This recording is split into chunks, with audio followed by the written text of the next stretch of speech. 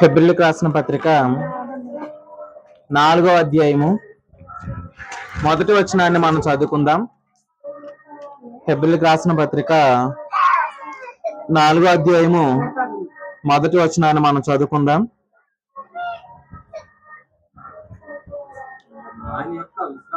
ఆయన యొక్క విశ్రాంతిలో ప్రవేశించదమైన వాగ్దానము ఇంకా నిలిచి ఉండగా మీలో ఎవడైనను ఒకవేళ ఆ వాగ్దానం పొందకుండా తప్పిపోవునేమో అని భయము కలిగి ఎందుము. ప్రార్థన చేసుకుందాం. పరిశుద్ధమైన దేవ, కేవలం ప్రభువును మాత్రమే మాకు కనపరచమని, ఘనత మహిమ ప్రభావాలు మీరే పొందుకోమని మా ప్రభువును ప్రిరక్షకుడైన యేసుక్రీస్తు నామం పేరిట ప్రార్థన అడుగుతున్నాం తండ్రి, ఆమేన్. చదవబడిన వాక్య భాగంలో ఉన్న మాట ఏంటనంటే భయము కలిగి ఉందుము అనే మాట మనం ఇక్కడ చూస్తున్నాం. ఏముండాలంట మనకి? భయం ఉండాలి. భయం ఉండడం మంచిదే చెడ్డదా? మంచిదే. మీరు ఎంతమందికి భయం ఉంది? ఖచ్చితంగా వాక్యం ఏం చెబుతుంది అనేది మనం విందాం. ఎందుకంటే వాక్యము ద్వారానే మనలో ఏం కలుగుతుంది? భయం కలుగుతుంది. అదే భయము. ఆ భయం ఎలా ఉంటది అని అంటే చదవబడిన వాక్యంలోనే ఉందన్నమాట. ఏంటి? ఆయన యొక్క విశ్రాంతిలో ప్రవేశించదు మన వాగ్దానము మనకు ఉంది. మనం అందరం కూడా యేసుక్రీస్తుని విశ్వసించి తన కుమారులుగా చేయబడిన వారమే. కుమారులుగా ఆయన ఇచ్చిన వాగ్దానం ఏంటంటే ఆయన యొక్క విశ్రాంతి. కుమారులకు ఉన్న వాగ్దానం ఏంటి? ఆయన యొక్క విశ్రాంతి. ఇప్పుడు మనం అందరం ఎక్కడికి వెళ్ళాలి? విశ్రాంతిలోనికి. విశ్రాంతి అనేది నిలిచి ఉంది, మన దాంట్లోకి ఏం చేయాలా? ప్రవేశించాల. అర్థమైందా? అంటే ట్రైన్ స్టేషన్కి రావడమే కాదు, నువ్వు ట్రైన్లోకి ఎక్కడం. అర్థమైందా? అలాగా ప్రభు చెప్తున్న విషయం ఏంటంటే విశ్రాంతి అనేది వాగ్దానం. ఆ వాగ్దానం ఆల్రెడీ నిలిచి ఉంది. ఇప్పుడు మన దాంట్లోకి ఏం చేయాలా? ప్రవేశించాలి అనే మాట మనం ఇక్కడ చూస్తున్నాం. ఎప్పుడెప్పుడు ప్రవేశించాలి అని అంటే దేవుని వాక్యం ఇలా సెలవిస్తుంది, ప్రతిరోజు కూడా ప్రవేశించాలి. ఎక్కడికి? విశ్రాంతికి. ఎక్కడికండి? విశ్రాంతికి. అంటే ప్రతిరోజు కూడా మనం ఉండాల్సిన అనుభవం ఏంటంటే రెస్ట్ అన్నమాట. చూడండి, విశ్రాంతి అనే అనుభవంలోనే మనం ఉండాలి అనేది ప్రభు చెప్తున్న విషయం. అయితే ప్రభు ఇలా మాట్లాడుతూ ఇలా అన్నారు ఏంటంటే మీలో ఎవడైనాను ఆ వాగ్దానం తప్పిపోవునేమో అని, పొందకుండా తప్పిపోవునేమో అని భయము కలిగి ఎందుము. అంటే ప్రతిరోజు కూడా మనకు ఒక భయం ఉండాలి. ఏంటనంటే ఆ విశ్రాంతి నేను ఎక్కడ పోగొట్టుకుంటానని. అంతే కదా? ఇప్పుడు చూడండి, మనందరికీ కూడా ఏముండాలంటే దేవుని భయం ఉండాలి అనే మాట మనం చూస్తున్నాం. ఏ విషయంలోనంటే నేను ఎక్కడ వాగ్దానాన్ని పొందుకోకుండా తప్పిపోతానేమోనన్న భయం మనలో ఉండాలి. ఎందుకంటే దేవుడు ఆ రెస్ట్ మనకి ఎందుకు ఇవ్వాలనుకున్నాడని అంటే, ఇప్పుడు రెస్ట్ లో లేకపోతే, విశ్రాంతి అనే అనుభవంలో మనం లేమనుకోండి, మనం కాపాడబడలేం. మీరు చూడండి, విశ్రాంతిలో లేకపోతే మనం ఏం చేయలేం, కాపాడబడటం చాలా కష్టం అన్నమాట. ఎవరు మట్టుకు వాళ్ళు రెస్ట్ లో ఉండాలి. రవి అన్న పరంగా అన్న రెస్ట్ లో ఉండాలా? ప్రియాక పరంగా అక్కడ ఉండాలంటే రెస్ట్ లో ఉండాలా?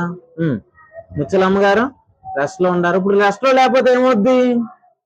రెస్ట్ లో లేకపోతే ఏమవుతుంది అని అంటే మనం ఎలా మారిపోతాం అంటే అభ్యంతరకరంగానే మారిపోతాం.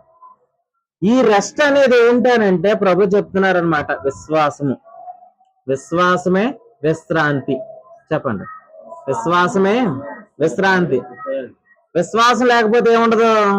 విశ్రాంతి ఉండదు. ఇప్పుడు విశ్వాసం ఎలా కలిగిద్ది? రోమ 10:17 వినుట వలన విశ్వాసం. అంటే యేసుక్రీస్తుని గురించి నేర్చుకోవడం ద్వారా మనలో ఏం కలుగుతుంది? విశ్వాసం. ఆ విశ్వాసం ఎక్కడ నడిపిస్తుంది? విశ్రాంతి. అంటే నువ్వు కూర్చోవాలంటే నీ దగ్గర ఏముండాలా? సంగతులు ఉండాల. తన్ను కూర్చున్న సంగతులు నీ దగ్గర లేకపోతే రెస్ట్ లో ఉండడం చాలా కష్టం. నువ్వు ఎప్పుడైతే రెస్ట్ లోకి వెళ్తావో అప్పుడే దేవుని శక్తి ఏంటో నువ్వు ఎరగలుగుతావు. నిజంగా దేవుడు ఎంత శక్తిమంతుడు అనేది మీకు ఎంత అర్థమైంది? ఒకసారి పేతురు గారు రాసిన మొదటి పత్రికలో మొదటి అధ్యాయం 5లో ఇలా ఉంది. ఏంటంటే చదవండి. పేతురు గారు రాసిన మొదటి పత్రిక మొదటి అధ్యాయము 5వ వచనం. కడవరి కాలమందు బయలుపరచబడుటకు సిద్ధముగానున్న రక్షణ మీకు కలిగినట్లు విశ్వాసము ద్వారా దేవుని శక్తి చేత కాపాడబడి మీకు చాలండి. ఇప్పుడు అక్కడ ఈ మాట మీకు అర్థమైందా? విశ్వాసం ద్వారా దేవుని శక్తి అనండి. ఇప్పుడు విశ్వాసం అంటే ఏంటి? టాపిక్ ని బట్టి విశ్రాంతి. ఇప్పుడు విశ్రాంతిలో ఉన్నవాడు ఏమనిపిస్తాడు? దేవుని శక్తి. అంటే విశ్వాసం ద్వారా మనం ఏమనిపిస్తాం? దేవుని శక్తి. అసలు ఒకసారి మీరు ఊహించండి, ఆయన శక్తి ఎంత? ఆదికాండం 17వ అధ్యాయం 1వ వచనం, నేను సర్వశక్తి గల దేవుడునని అబ్రహాంతో దేవుడు తను ఇంట్రడ్యూస్ చేసుకున్నాడు అనమాట. నేను ఎవరినంటే సర్వశక్తి గల దేవుడును. ఆయన శక్తి తరిగిపోయేది కాదు. ఆయన బలం మనకులాంటి బలం కాదనమాట. ఆయన అపరిమితమైన శక్తి గలవాడు, అపరిమితమైన బలము కలవాడు. సరే, ఇంత శక్తిమంతుడుగా దేవుడు ఉన్నాడు కదా, కానీ దేవుడు ఎలా కోరుకుంటున్నాడు ఏంటి? ఆ శక్తి మనకి ఇవ్వాలని కోరుకుంటున్నాడు. ఇప్పుడు ఆ శక్తి మీలో ఎంతమంది కావాలా? కావాలా ఆ శక్తి? ఎందుకు కావాలా ఆ శక్తి? ఆ శక్తి ఏం చేస్తుంది? ఇప్పుడు సడన్ గా ప్రేమక్క గారు దేవుని శక్తిని పొందుకున్నారు. ఇప్పుడు ఆవిడలో జరిగే మొట్టమొదటి పని ఏంటి? శక్తిని పొందుకున్నారు. ఆవిడ పొందుకోగానే ఏం జరుగుతుంది? ఆ శక్తి ఎందుకు ఉపయోగపడుతుంది? ఎందుకనంటే విశ్వాసము ద్వారానే మనం ఏం చేయగలుగుతాం? జీవించగలుగుతాం. నీతిమంతుడు విశ్వాస మూలముగా జీవిస్తాడు. అంటే ఇప్పుడు మనం అందరం ఎవరు? విశ్వాసం ద్వారా నీతిమంతులుగా తీర్చబడిన మారమే. ఇప్పుడు విశ్వాసం అంటే విశ్రాంతి. ఆ విశ్రాంతిలో ఉన్నవాడు దేవుని శక్తిని పొందుకోవడం ద్వారా ఏం చేస్తాడు? జీవిస్తాడు. నువ్వు జీవించడం ద్వారా ఏమవుతావు? లోకమందున్న భ్రష్టత్వాన్ని నువ్వు తప్పించుకోగలుగుతావు. నిజంగా అసూయ పడకుండా ఉండాలంటే ఏం చేయాలా? మరి అసూయ పడకుండా ఉండాలంటే ఏం చేయాలా? ఏ కోర్సు తీసుకోవాలా? డిగ్రీలో ఏ కోర్సు చేస్తే బాగుంటుందంట? కోపపడకుండా ఉండాలంటే ఏ టాబ్లెట్ వేసుకోవాలంటారు? ముచ్చాలమ్మ గారు అక్క వాక్యం టాబ్లెట్ ఎక్కడ దొరికిద్దాక చెప్పండి. ఎంత రేట్ అక్క? బిక్కవల్ల అలర్టీకి టాబ్లెట్ కూడా అమ్ముతారు. అయితే ప్రభుత్వ స్తోత్రం. అంతా మీరు కొనుక్కోండి. నాకు కూడా చెప్పండి ఎక్కడ అమ్ముతారు. ఇప్పుడు అసూయ పడకుండా ఉండడం మనం అనుకుంటున్నాం చిన్న విషయం అనుకుంటాం, కానీ అదే మన ఆరోగ్యాన్ని ఏం చేస్తుంది? పాడు చేస్తుంది. మత్సరం ఎముకలకి పుల్లు అన్నాడు అనమాట. పక్కవాడు ఎదుగుతుంటే మనకి ఏదో మంట కింద ఉందంటే ఏంటి? ఆ ఎముకలు పాడైపోతున్నాయని దేవుడు చెప్తున్నాడు. మత్సరంతో ఎముకలు పాడైపోతున్నప్పుడు నువ్వు ఎన్ని మదర్ హార్లిక్స్ తాగినా, ఎన్ని కాల్షియం ఫుడ్ తిన్నా కూడా ఎముకలు ఏమైతే అవి బాగుపడతాయి. కానీ ఈరోజు ప్రభు చెప్తున్న విషయం ఏంటంటే దైవిక శక్తి చేత నువ్వు నిర్వహించబడటం ద్వారా ఎవరి విషయంలో కూడా మనకి ఏముంది? కాన్సన్ట్రేషన్ ఉండదు. నిజంగా దేవుని శక్తి ద్వారా నువ్వు నిర్వహించబడితే నీ మనసు అంతా ఎక్కడ ఉంటది అంటే ప్రభు మీద ఉంటది. పక్కోడు ఉన్నాడా లేడా అనే దాని మీద కాదు. నా మట్టుకు నేను ఎలా ఉన్నాను? దేవుని శక్తి చేత కాపాడబడితే అసూయ పడకుండా ఈ శరీరం ఏమవుతుంది? బాగు చేయబడుతుంది. అంతే కదండి. ఇవన్నీ కూడా ఆదాము నుండి వచ్చేసిన అంటువ్యాధులు అన్నమాట. ఇప్పుడు ఇవన్నీ ఎలా పోతాయి? యేసుక్రీస్తునందున్న విధేయత. ఇలా అంటాను ఏంటంటే when you are in the rest, నువ్వు ఎప్పుడైతే రెస్ట్ లోకి వస్తావో then God give his power అన్నమాట. ఆయన శక్తిని నీకు ఇస్తాడు. అప్పుడు ఆయన శక్తిని నీకు ఇస్తే నువ్వేం చేయగలుగుతావు అంటే జీవించగలుగుతావు. చెప్పండి, ఏం చేయగలుగుతావు? ఎక్కడైనా, ఎప్పుడు, ఎప్పుడైనా, ఎలాగైనా. ఎందుకంటే దేవుని శక్తి దగ్గర ఏముండదు? క్వశ్చన్ ఉండదు. సడన్ గా నేను అన్నని అడిగాను, ఏంటి అన్నా నేను మిమ్మల్ని ఎన్ని కేజీలు బరువు మోయగలుగుతారా అని అడిగాను. అన్న ఏమంటాడు? అన్న ఎన్ని కేజీలు మోయగలుగుతారు? 50 కేజీలు అన్నాడు. అదే దేవుడు నీకు శక్తినిచ్చాడు, నువ్వు ఎంత పని చేయగలుగుతావు అన్నా? అన్లిమిటెడా? అన్లిమిటెడ్, ఇన్ఫినిటీ, ఎంతైనా చేయగలుగుతాం కదా. ఎందుకంటే మన శక్తిని బట్టి మన లైఫ్ని ఏం చేయలేం, పెద్దగా ఊహించలేం.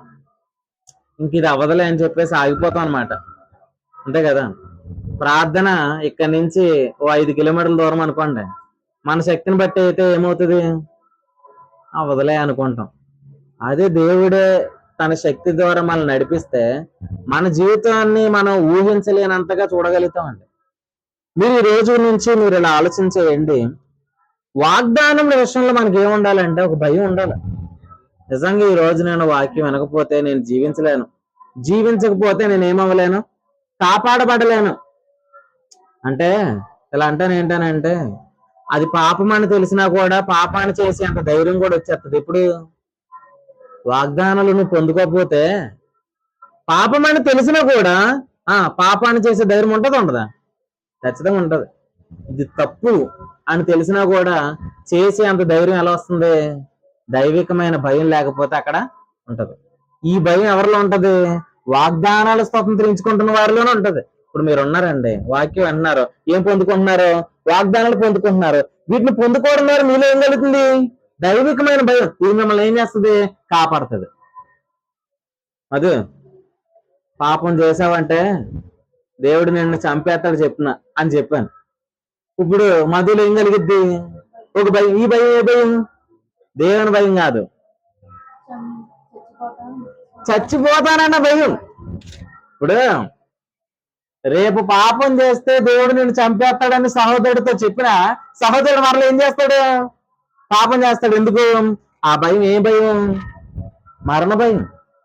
అవునరా బాబు, నిజంగానే చంపేస్తాడు, మరణానికి భయపడుతున్నాడు తప్ప ఎవరికి భయపడినట్టు కాదు. అది మనం అనుకుంటే ఏంటి, దేవునికి భయపడుతున్నాడు అనుకున్నాం. నిజంగా దేవునికి భయపడితే పాపం చేస్తాడా? ఇలా చెప్పనా, పాత నిబంధనలు వ్యభిచారం చేస్తే శిక్ష ఏంటి? రాళ్లతో కొట్టి చంపుతారు. నిజంగా చంపుతారు, ఉత్తునేనా? ఉత్తునే చంపుతారు ఎవరైనా? నిజంగానే రాళ్లతో కొడతారా? నిజంగానే రాళ్లతో కొడతారు. సరే, రాళ్లతో కొడతారన్న భయం చేత ఎంతమంది పాపం చేయకుండా ఉన్నారు? నీతిమంతుడు లేడు అంటే ఎంతమంది పాపం చేయకుండా ఉన్నారు? ఎవడో లేడు. అంటే కొన్నిసార్లు మనం అనుకుంటాం ఏంటంటే, ఈ తప్పు చేస్తే దేవుడిని విషయంలో ఊరుకోవడం అని చెప్పడం ద్వారా వ్యక్తి కాపాడబడుతున్నాడు అని అనుకుంటున్నాం. కానీ వాస్తవానికి నీలో కలగాల్సిన భయం ఏ భయం కాదు? మరణ భయం కాదు.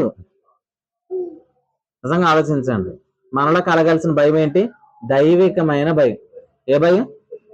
దైవికమైన భయానికి ఇంకో పేరు చెప్పండి. మనం చదువుకున్న వాగ్దానములు తప్పిపోతానేమోనన్న భయం. ఈరోజు సేవకులు వస్తారు, ఎక్కడ వాక్యాన్ని పోగొట్టుకుంటానన్న భయం ఎవరిలో ఉండాల? ఇప్పుడు అది ప్రియక్కలో ఉందనుకోండి, ప్రేమక్కలో ఉందనుకోండి, ఇప్పుడు ప్రేమకి ఏం చేస్తారు చెప్పండి? ఆ భయం అక్కడే ఉంది. ఉన్నప్పుడు అక్క ఏం చేస్తారు? సిద్ధపడతారు. ఎన్ని గంటలకు వస్తారు? అన్ని గంటలకి. ఇప్పుడు ఆ భయం లేదనుకోండి, సర్లే అప్పుడే వచ్చినప్పుడు వెళ్దాంలే అని అనుకుంటారు. అనుకోరా? నిజంగా ఎలా అంటాను ఏంటానంటే, చంపేస్తాడు, కొడతాడు, తోలు ఒలిచేస్తాడు, లేకపోతే ఊరుకోడు, ఇట్లాంటివి చెప్పడం ద్వారా ముచ్చలమ్మ గారిలో కలిగిన భయం ఉంది చూడండి. ఆ భయం ఏం చేయదానంటే నిన్ను తీసుకొచ్చి కూర్చోబెట్టలేదు. కూర్చోబెట్టినా కూడా నువ్వు భయపడతానే ఉంటావు, దేవుడు నన్ను ఎలాగోలాగా చంపేస్తాడని. ఒకసారి మోసే అనుకున్నాడంట. మోసే గారు ఇలా అనుకున్నారు, చదవండి. నిర్గమాకాండము 20 అధ్యాయము చదవండి ఒకసారి. నిర్గమాకాండం 20 అధ్యాయము చదవండి. 18 వచనం. ప్రజలందరూ ఆ ఉరుములు, ఆ మెరుపులు, ఆ బూరధ్వని, ఆ పర్వత ధూమమును చూచి భయపడి తొలిగి దూరముగా నిలిచి మోషేతో ఇట్లనిరి, నీవు నాతో నాతో మాట్లాడుము మాట్లాడుము మేము విందుము. మేము విందుము. దేవుడు మాతో మాట్లాడిన ఎడల దేవుడు మాతో మాట్లాడిన ఎడల మేము చనిపోదుము. మేము చనిపోదుము. అందుకు మోషే భయపడకుడి. అందుకు మోషే భయపడకుడి.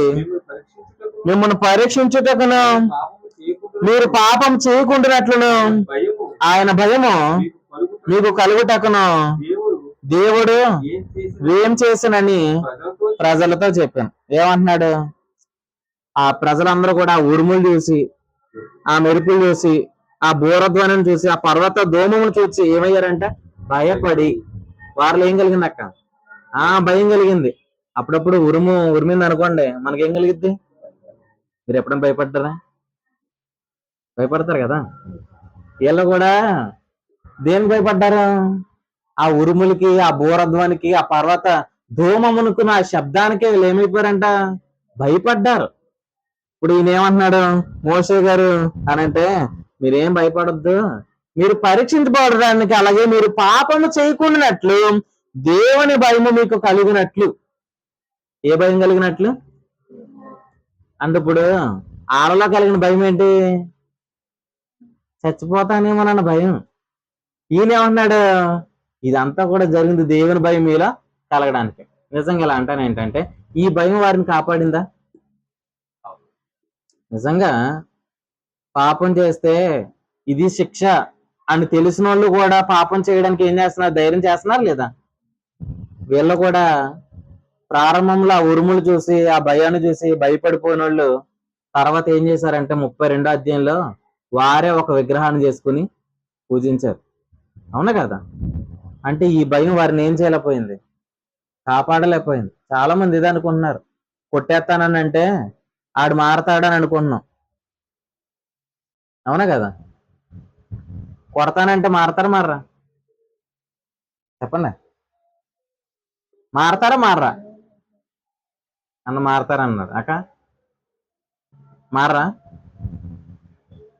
అండి? మానవా? మారవా? చెప్పండి. ఇప్పుడు ఇలా అనుకుంటున్నారు కదా, సడన్ గా ఏదో శిక్ష ఉంటేనేనండి బాగుపడతాడు సొసైటీ అని అనుకునే మైండ్ సెట్ ఉంది చూడండి. కానీ వాస్తవానికి మనం ఆలోచన కాదు, కానీ మనకు అర్థం కావాల్సింది ఏంటి? దేవుని ఉద్దేశం ఏంటి అనేది మనకి అర్థం కావాల. ఈ తప్పు చేస్తే దేవుడు నిన్ను నరకంలో పడేస్తాడు, ఈ తప్పు చేస్తే దేవుడు ఊరుకోడు, ఈ తప్పు చేస్తే శిక్ష ఇది, ఇట్లాంటి ఒక భయాన్ని ఈరోజు ప్రజలతో నింపడం ద్వారా వాళ్ళ జీవితంలో వాళ్ళు ఎంత బలహీనులుగా అయిపోతున్నారని అంటే, చెయ్యకూడదనే మనసు వాళ్ళలో కలుగుతుంది, కానీ చేయకుండా వాళ్ళు ఉండలేకపోతున్నారు. అంటే ఆ భయం వారిని ఏం చేయలేకపోతుంది? కాపాడలేదు. కానీ ఈరోజు నువ్వు ఎప్పుడైతే వాగ్దానాలు పొందుకుంటున్నావో ఆ వాగ్దానాలు బట్టి నీలో కలిగే భయం ఉన్న చూడండి, అది నిన్ను ఏం చేస్తుంది తెలుసా? పాపం చేయకుండా కాపాడుతుంది. ఎలాగానంటే ఆ భయం నిన్ను ఎక్కడ పెడుతుంది?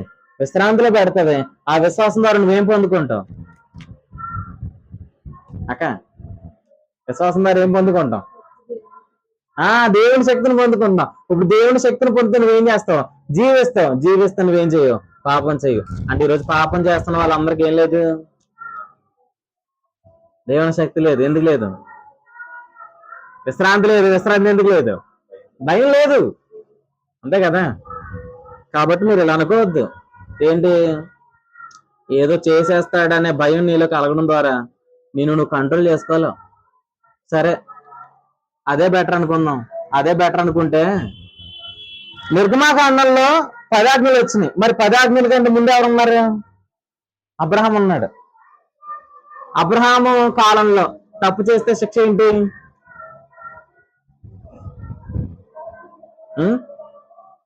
ఇప్పుడు అబ్రహామున్న కాలంలో అబద్ధం అని దేని అంటారు?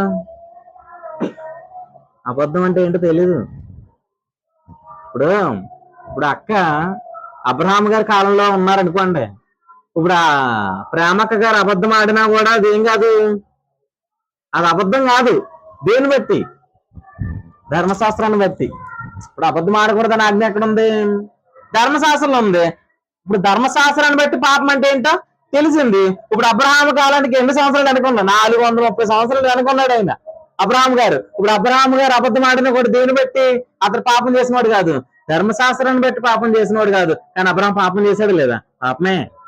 దేని బట్టి? చెప్పండి, దేని బట్టి? దేవుడు చెప్పిన ఆ మాటను బట్టి అబ్రహాం ఏం చేశాడు? పాపం చేసినట్టు అన్నమాట. ఇలా అంటే ఏంటంటే, కానీ అబ్రహాం జీవితంలో ఏం కలిగిందంట? దేవునికి భయపడువాడనే సర్టిఫికెట్ పొందుకున్నాడు. ఎవరి నుంచి? దేవుని దగ్గర నుండే. ఇస్సాకుని ఇమ్మంటే ఏమన్నాడు అబ్రహాము? ఉదయాన్నే లేచి కట్టెలు చీల్చి కుమారుని వెంట పెట్టుకొని గాడిదలు గంతలు కట్టి వెళ్ళిపోతున్నాడు అనమాట. ఎక్కడికి? దేవుడు చూపించిన ఇంక చంపేద్దామని రెడీ అయ్యి కత్తి పైకెత్తాడు అనమాట. వెంటనే దేవుడు ఏమన్నాడు? ఆగు అబ్రహాం అన్నాడు అనమాట. ఎందుకు ఆగమన్నాడు? దేవుని చెప్తానంటే ఇప్పుడు చెప్పాడు అనమాట. నీకు ఒక్కడే ఉన్న నీ కుమారుని వెనుదీక నాకు ఇచ్చావు కాబట్టి నువ్వు దేవునికి భయపడువాడవని నాకు అర్థమైంది అన్నాడు అనమాట. అంటే ఇప్పుడు ఏంటి, అబ్రహాంలో ఆ క్వాలిటీ బయటకు రావాలంటే ఇప్పుడు అబ్రహాం ఎక్కడికి వెళ్ళాలి? కొండ మీదకి వెళ్ళాలి, కత్తి చేతులు పెట్టుకోవాలి, ఇస్సాకు మీదకి వెళ్ళడానికి రెడీగా. అప్పుడు కానీ ఏం తెలియలేదు, అంత భయపడేవాడని తెలియలేదు. అంతే కదండి. ఇప్పుడు ధర్మశాస్త్రానికి ముందున్నాడు కదా, ఇలా అంటాను, కుమారుని ఇవ్వకపోతే దేవుడు చంపేస్తాను అన్నాడా? కుమారుని ఇవ్వకపోతే శిక్ష ఏంటి? శిక్ష ఏం లేదు. మరి ఎలా కలిగిందండి ఆ భయం? అక్క ఆయన మాటలు ఉన్నాయి కదా. మనం అనుకున్నాం అక్కడ అతనిలో కలిగిన భయం ఏంటంటే వాగ్దానం ఇచ్చాడు. ఏంటి ఆ వాగ్దానం? నేను నిన్ను నీ సంతానానికి ఈ దేశం ఇస్తాననే వాగ్దానం ఉంది. నీ అందు అన్ని జనులు అందులో ఆశీర్వదింపబడతారని ఆ వాగ్దానం ఉంది. నేను ఆశీర్వదించు అని ఆశీర్వదించును, నిన్ను దూషించు అని చెప్పించదననే వాగ్దానం ఉంది. ఈ వాగ్దానాలను బట్టి అతనిలో ఏం కలిగింది? భయం కలిగింది. ఆ భయం ఎవరిని ఇచ్చేలా చేసింది?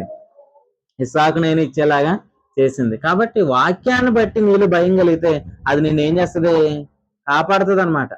పోయినసారి ఉన్న వర్తమానం ఏంటి? ఆదివారం మనలో ఏ భయం ఉండకూడదు? మరణ భయం ఉండకూడదు. ఎందుకంటే మనం ఎక్కడ దాటాం? జీవంలోకి దాటాం. ఈ రోజు మనలో ఉండాల్సిన భయం ఏంటి? దేవుని భయం. ఆ భయం ఏంటి? వాగ్దానాలను ఎక్కడ కోల్పోతానన్న భయం. సడన్ గా ఈ రోజు అర్జెంట్ పని వచ్చింది, కానీ నీళ్ళు ఈ రోజు వర్తమానం కనకపోతే ఏదోలా ఉంది అని తాత్పర్యం చూసావా? నిజంగా నీళ్ళు భయం ఉన్నట్టే. దానికోసమైనా నువ్వేం చేస్తావు? ఆగిపోతావు. నిజంగా మనలో కలగాల్సింది ఏంటనంటే వాక్యమును బట్టే, వాగ్దానం బట్టే కలగాలి. ఆ భయమే నేను ఏం చేస్తుంది? కాపాడుతుంది అనమాట. అబద్ధం ఆడితే నేను చంపేస్తాను అనే భయం కాపాడుతుంది అనుకుంటే ఎక్కడ కాపాడిందండి? 6 లక్షల మందిలో ఎంతమంది బ్రతికారు? ఒక్కడు కూడా బ్రతకలేదంటే ఆ భయం ఏం చేయదు? కాపాడుతుంది అనమాట. అన్న వచ్చే వారం 6 గంటలకు మీరు కూడుకోపోతే నేను ఊరుకోండి అన్నా అని నేను అన్నప్పుడు కలిగే భయం ఉంటుందా? తమ్ముడు చెప్తే చెయ్యాలా? లేకపోతే ఆయన ఎంతటోడు? లేకపోతే మధువులు అనుకుంటున్నాడు, ఏమనుకుంటున్నాడు? అన్న చెప్తే వాళ్ళు ఎందుకు చెయ్యాలా అని అనుకుంటున్నాడు. ఇప్పుడు ఇలా అంటాను ఏంటానంటే నిజంగా దేవునికి లోబడేవాడు సేవకునికి కూడా ఏం చేస్తాడు? ఇప్పుడు ఉన్నారండి, కాలు చాపు కూర్చున్నారు, కూర్చోలేదు మామూలు కూర్చున్నారు. ఇప్పుడు కాలు చాపు కూర్చున్నారంటే అర్థం ఏంటి? ఇలా అనుకున్నాం, భయం లేదు అనుకున్నాం. మామూలు అందాక భయం లేదు. ఇప్పుడు నా విషయంలోనే భయం లేదా? దేవుని విషయంలో కూడా భయం లేదా? ఇక్కడ ఎవరున్నారు? 2-3 ఎక్కడ ఉంటారు? అక్కడ ఆయన ఉంటాడు. ఇప్పుడు ఎవరున్నారు ఇక్కడ? ఇప్పుడు ఆయన ఉన్నాడని భయం ఉండాలా? పాస్టర్ గారు వాక్యం పోతే ఆయన ఏదో చేసేస్తారా బాబా అని భయం ఉండాలా? చెప్పండి. అదే నేను కాపాడుద్ది. అయ్యి బాబోయ్ ఈయన చూసాడంటే దాన్ని పట్టుకుని వెళ్ళాడతారా బాబు అని పాస్టర్ గారు అసలు భయపడుతున్నాం అనుకోండి, ఖచ్చితంగా అది మనల్ని ఏం చేయదు, కాపాడదండి. ఇంకా అర్థమైందా? నిజంగా నువ్వు దేవునికి భయపడితే సేవకుడు కూడా ఏం చేస్తావు? భయపడతావు కదండి. మనకు ఆ భయం కలగాలండి. ఇప్పుడు మనం ఏదో నా మాట వినకపోతే ఏదో జరిగిపోద్ది, నా మాట నన్ను గౌరవించరు అనేదానికంటే నిజంగా వాడికి ప్రభు అంటే అర్థమైతే ప్రభుని బట్టి ఏం కలుగుతుంది? భయం. నిజంగా ఆయన స్వరం వినకపోతే నేను బ్రతకలేననే భయం ఉండాలి. ఆ భయం లేకపోతేనండి మనం ఆయన వర్తమానాన్ని వెళ్ళాం.